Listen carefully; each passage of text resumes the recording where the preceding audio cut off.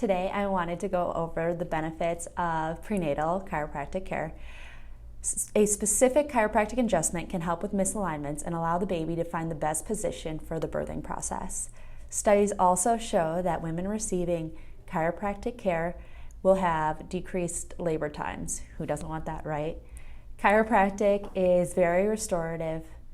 The process of birth can be very traumatic for both the mom and the baby.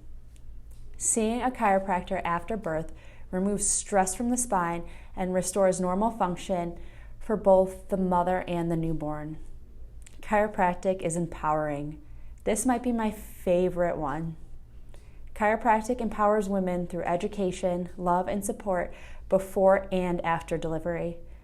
Chiropractic care delivers gentle adjustments to the spine and pelvis to optimize the nervous system and decrease pain and discomfort associated with pregnancy. It allows your nervous system to adapt to the big changes that are happening before and after the birthing process.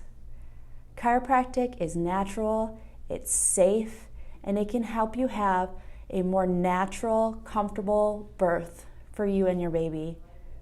We love seeing pregnant people and newborn babies here at Crystal Lake Family Wellness, and we'd love to serve you.